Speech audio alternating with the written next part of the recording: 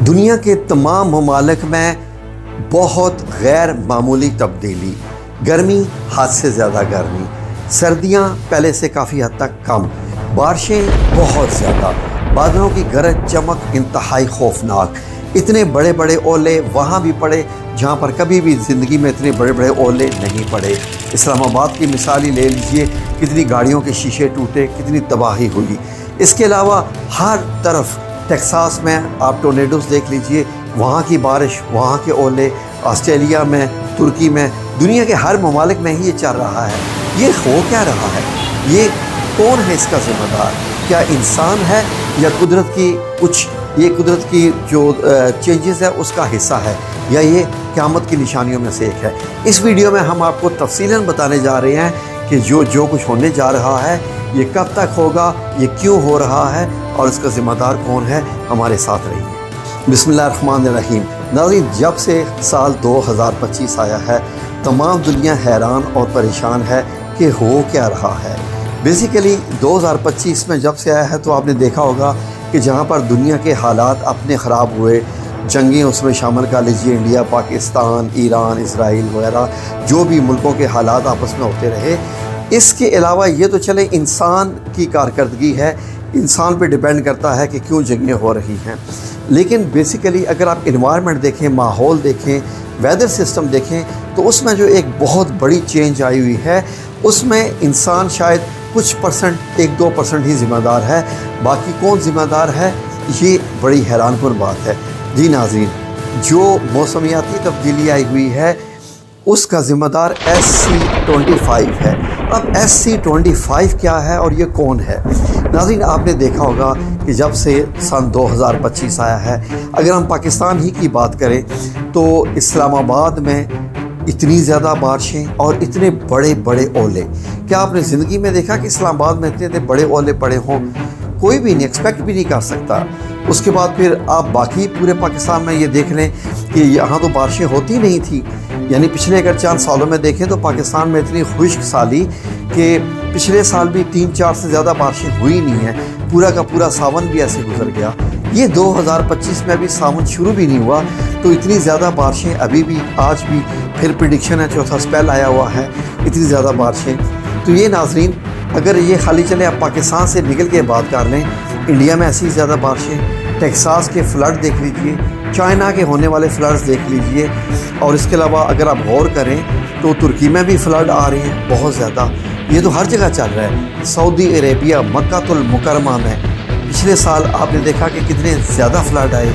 2024 थी, लेकिन मैं आपको अभी इसकी ख़ास चीज़ बताता हूँ, ये वजह क्या है। तो नाज़रीन, इन तमाम जो मौसमियाती हालात हैं इनका ज़िम्मेदार कौन हुआ? SC25। ये रिपोर्ट किसने जारी की है? अमेरिकी इदारे नासा ने जारी की है। और रिपोर्ट क्या है? जी नाज़रीन, SC25 से बनता है solar cycle number 25। Solar cycle number 25 क्या है? नाज़रीन, साइंसदानों ने अब ये अंदाज़ा लगाया, जो कि लगाते हुए आ रहे हैं, 1755 से ये काउंट होना शुरू हुआ था कि 1755 में ये पहली बार काउंट हुआ था कि सूरज की ज़िंदगी के 11 साल ऐसे होते हैं, 11 ईयर्स, जिसमें सबसे ज़्यादा सनस्पॉट्स बनते हैं। सूरज पे इतने बड़े सनस्पॉट्स बनते हैं और उनसे जो सोलर फ्लेयर्स निकलती हैं, यानी कि सूरज की जो शुआएं हैं, वैसे तो सूरज से ऊपर जाती हैं और नीचे गिर जाती हैं, लेकिन पिछले सालों से इतनी ज़्यादा शुआएं निकल रही हैं कि उसका ज़मीन पर मौसमियाती तब्दीली का बायस बन रहा है और शदीद हद तक। अब ये सोलर का क्या ताल्लुक़ है ज़मीन के साथ? तो नाज़रीन, सूरज के ऊपर हर वक्त जिस तरीके से एटमी धमाके होते रहते हैं ना, इस तरीके से सूरज की सतह पे धमाके होते रहते हैं, और उससे जो लावा की सूरत में या गैसेस की सूरत में सूरज से जो सोलर फ्लेयर्स निकलती हैं, उनकी जो वेव लेंथ्स होती हैं, उनकी जो फ्रीक्वेंसीज़ होती हैं, उनकी जो हीट होती है, उनके जो इफ़ेक्ट्स होते हैं, वो ज़मीन के ऊपर डायरेक्ट पड़ते हैं। क्योंकि ज़िंदगी ज़मीन पर ही है, बाकी तो सियारों पे अभी तक नहीं डिस्कवर हुई है, ख्वाह वो वीनस हो जाए या प्लूटो हो जाए या अपना मार्स हो जाए या आपका कोई और जुपिटर वगैरह या करीब वाले भी हो जाएं, तो किसी पे भी नहीं है। तो ज़मीन पे इसके अफेक्ट के बहुत बुरे असरात हैं। अब नाज़रीन, ये कैसे काउंट होता है कि जो SC25 सोलर साइकिल 25 चल रहा है, इसकी पीक क्या है और इसकी शुरुआत क्या है, इसका एंड क्या है? जी नाज़रीन, ये गिना जाता है कि सूरज के ऊपर जो सन स्पॉट्स बनते हैं वो कितने हैं। जितने ज़्यादा सन स्पॉट्स बनते हैं उनमें से उतने ज़्यादा शोले बाहर निकलते हैं और उतना ही ज़्यादा ज़मीन पर असर पड़ता है। अब ये सोलर साइकिल जो 11 साल का है, शुरू कब हुआ? जी नाज़रीन, ये सोलर साइकिल 11 साल का होता है और ये शुरू हुआ था 2019 में, 2019 में, जब 11 साल का पीरियड है। अब जिससे हम गुजर रहे हैं 2025 में, तो ये इसका मिड पीरियड है, दरमियानी साल है। तो यानी कि जो दरमियानी पीरियड है, सबसे ज़्यादा सन स्पॉट इस वक्त बन चुके हैं, जो कि नासा ने गिने हैं 115 इस वक्त मैक्सिमम। नॉर्मल बहुत कम होते हैं, ये वाले 10-15 इसके आगे पीछे होते हैं। तो नाज़रीन, नासा ये कंसीडर कर रही है कि ये सन स्पॉट 115 है, शायद 125 तक भी बन जाएं। लेकिन ये जो जुलाई 2025 है, ये इसका एग्जैक्ट मिड है। तो नासा एक्सपेक्ट कर रही है कि जुलाई के बाद से ये कम होना शुरू हो जाएगा, फिर अगस्त, सितंबर, अक्टूबर, नवंबर ये कम होता जाएगा और इसका एंड कब होगा? 2030 में होगा।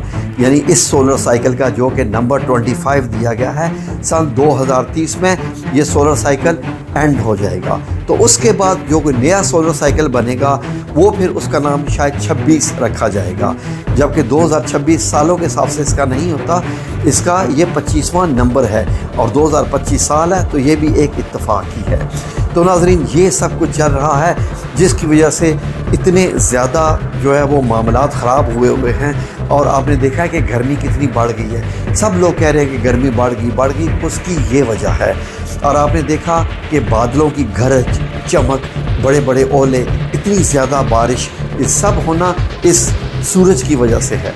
सूरज को हम इल्ज़ाम नहीं दे सकते, ये कुदरत का निज़ाम है और अल्लाह रब्बुल इज़्ज़त ने एक मीज़ान रखा हुआ है। जब अल्लाह रब्बुल इज़्ज़त सूरह रहमान में फरमा रहा है कि अल्लाह तत्गू फिल मीज़ान, तो अल्लाह ने ये एक सिस्टम रखा हुआ है। सूरज के सन स्पॉट, सूरज पे ज़्यादा सोलर फ्लेयर, उसका ज़मीन पर असर, मौसमियाती जो महकमा मौसमियात है उसने ये तब्दीली का ये बनाया है और ये नासा की तहकीक है। कोई किसी पाकिस्तानी या दूसरे इदारे ने अभी तक इसको नहीं समझा था। आप चाहें तो गूगल कर सकते हैं, सोलर साइकिल 25 आपको मिल जाएगा। इसकी सारी तफसील नासा से भी मिल जाएगी, चैट जीपीटी से पूछ लें या गूगल से भी पूछ लीजिए। तो ये है इसकी वजह। तो अल्लाह रब्बुल इज़्ज़त से दुआ करें कि जो कुछ हो रहा है वो अल्लाह रब्बुल इज़्ज़त उसमें अमन व अमान अता फ़रमाए और खैर व आफ़ियत से गुज़र जाए। जज़ाकमुल्लाह खैर, आमीन या रब्बुल आलमीन।